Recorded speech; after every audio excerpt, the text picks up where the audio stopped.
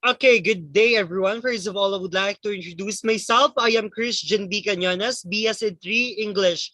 And now I'm going to present first my research topic, which is entitled Understanding the Xenoglossophobia Towards English Language as Encountered by the Third Year Bachelor Secondary Education Major in Mathematics Students. And now we will proceed to our chapter 1, which is the introduction and its setting. Introduction. Foreign language serves as a medium for communication connecting to diverse countries or nearby region.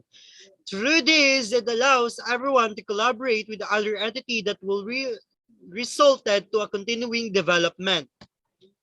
Despite of this fact, myriads of entities focal into the sector of educations were being affected by the prospective challenges of xenoglossophobia, that psychologically defined as a nervous disorder which characterizes by a state of excessive uneasiness, apprehension that typically with compulsive behavior.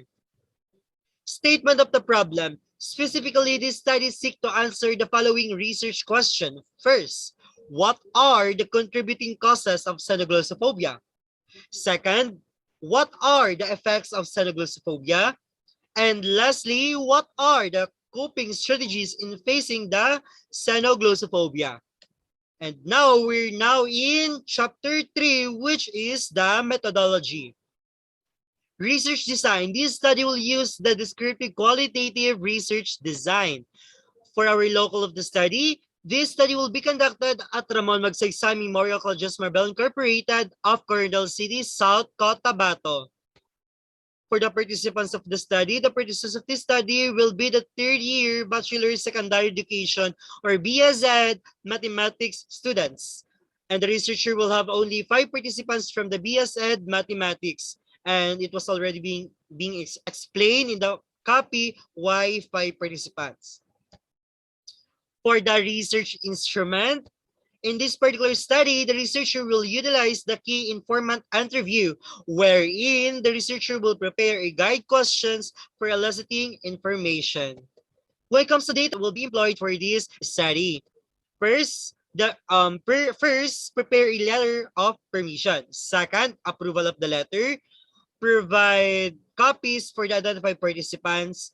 Fourth, attaching the letter for participants to the consent form containing the agreement. Fifth, informing the participants about the platform used for a review. Number 6, eliciting information.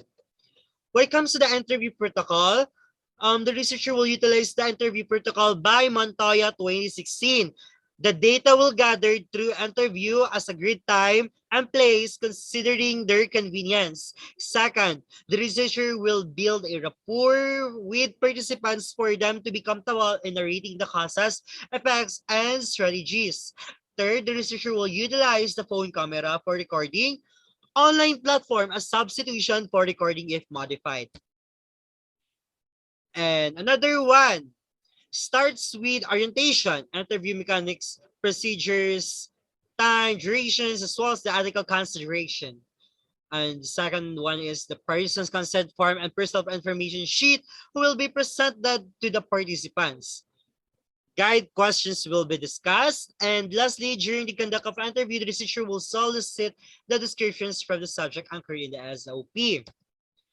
When it comes to the data analysis, narrative analysis of data will be utilized in this particular study. First, after the interview, the data gathered will be transcribed.